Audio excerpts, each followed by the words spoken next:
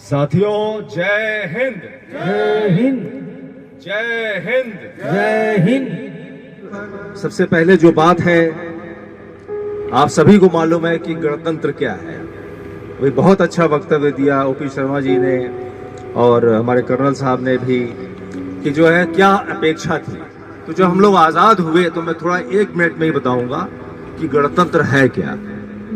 गणतंत्र आने से पहले हम लोग गुलाम थे, हमारी अपनी सरकार नहीं थी। आज़ाद होने से पहले सरकार किसकी थी? अंग्रेजों की हुकूमत थी, हम उनके गुलाम थे। जो वो कहते थे, जो वो चाहते थे, उनका जो इंटरेस्ट था उसके हिसाब से हमें चलना मजबूरी थी।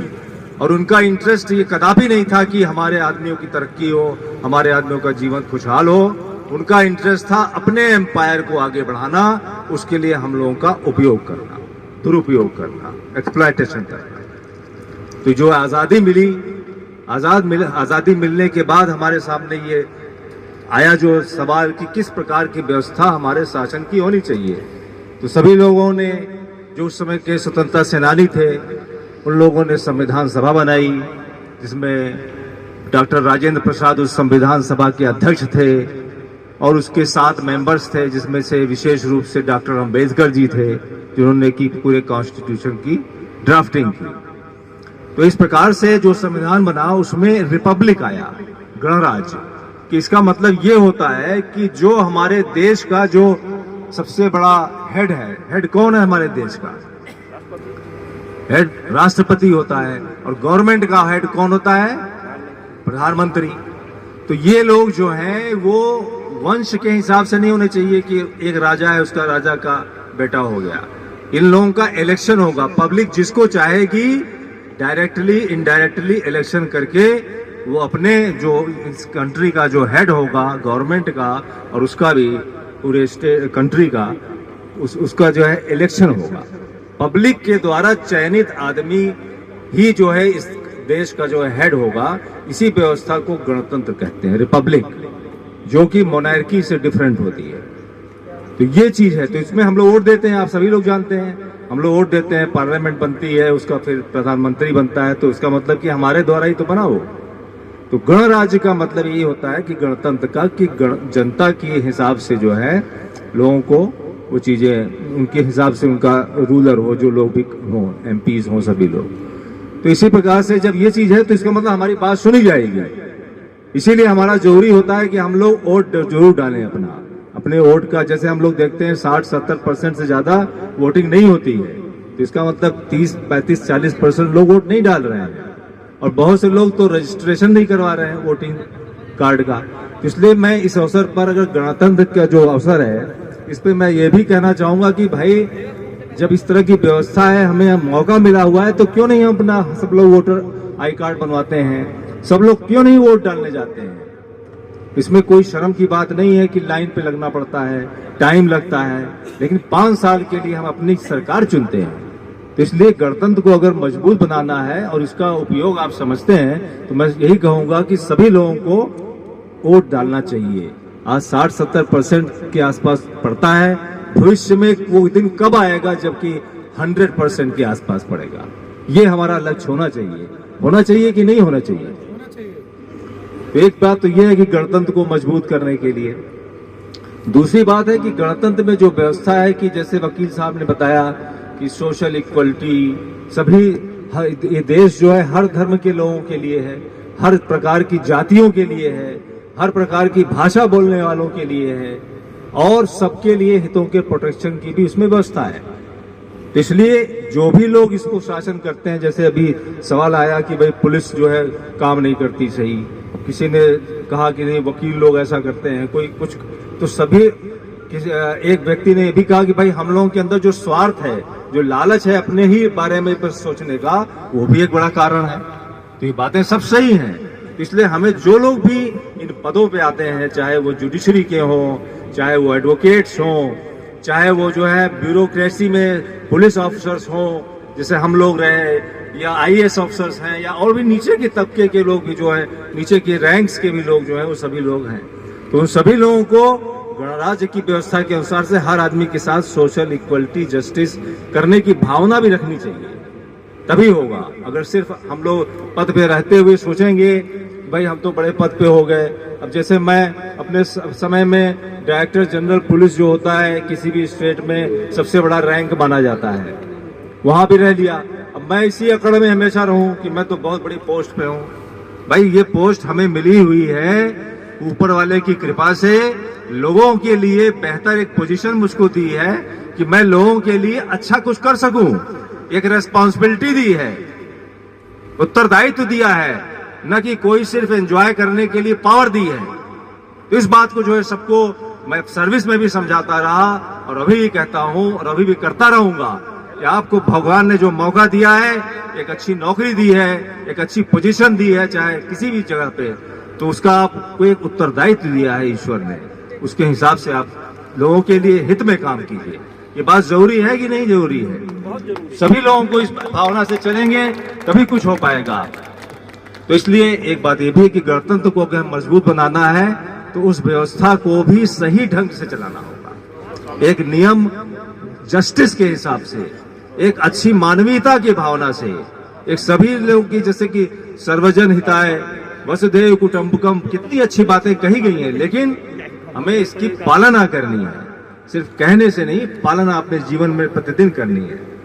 तो इसलिए इस अवसर पर मैं मेरी कोशिश ये रहेगी, और जैसे कि इस स्वतंत्रता को प्राप्त करने में और रिपब्लिक को प्राप्त करने में जो हमारे महान स्वतंत्रता सेनानी सरदार भगत सिंह जी का कितना बड़ा रोल था, 22 साल की उम्र में उन्होंने वो कार्य किया और शहीद हो गए, चाहते तो बच भी सकते थे।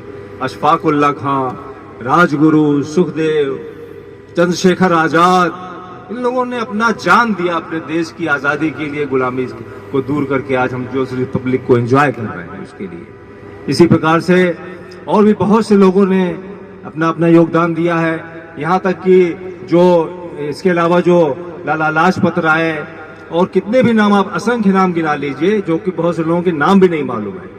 और इसी प्रकार से जो हमारे राजनीतिक लोग भी थे, जैसे महात्मा गांधी, जवाहरलाल नेहरू और सरदार पटेल और नेताजी सुभाष चंद्र बोस।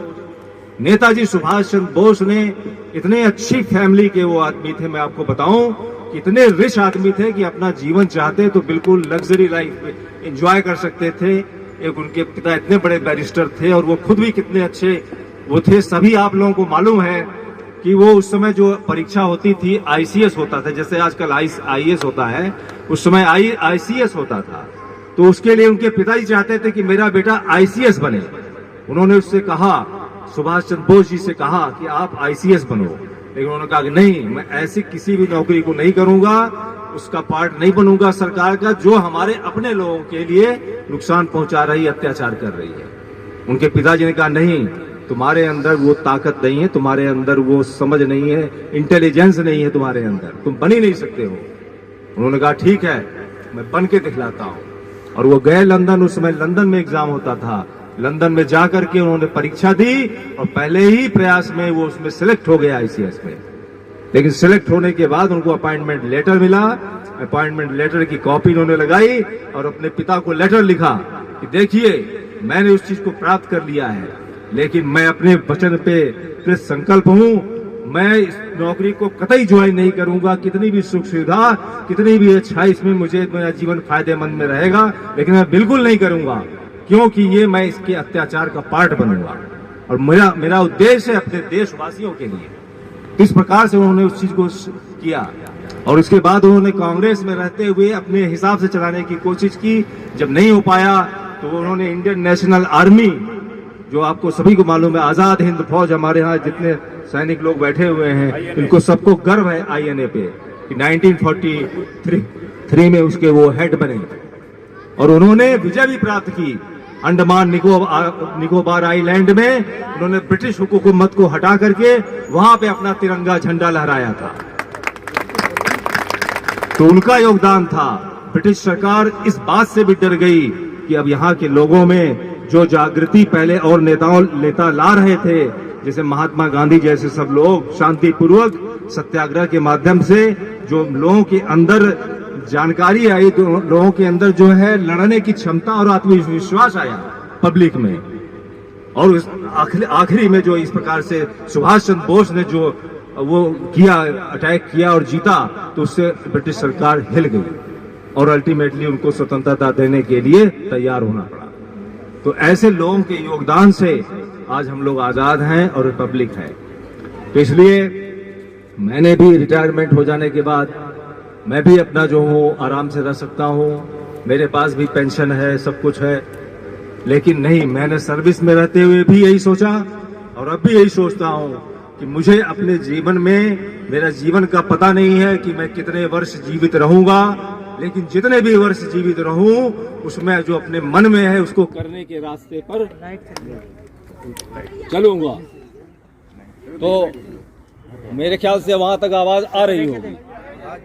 तो मैंने भी यही अपने जीवन में उद्देश्य बनाया हुआ है, ध्येय बनाया हुआ है कि कुछ भी हो जाए मुझे अपने इस रास्ते पे चलना है, देश के लिए, देशवासियों के लिए, उनके लिए जो मेरे एक्सपीरियंस है, जो मेरा नॉलेज है, जो मेरी समझ है, उसके हिसाब से देशभक्ति की भावना को बढ़ाना है और हर एक आदमी के जीवन को किस प्रकार से खुशहाल बनाना है, अच्छा बनाना है, अच्छी समझ पैदा करनी है, उसके लिए मुझे चलना है। बेशक मैं इसमें मेरा एंजॉयमेंट यही रहेगा कि लोगों के लिए मैं कुछ कर सकूं।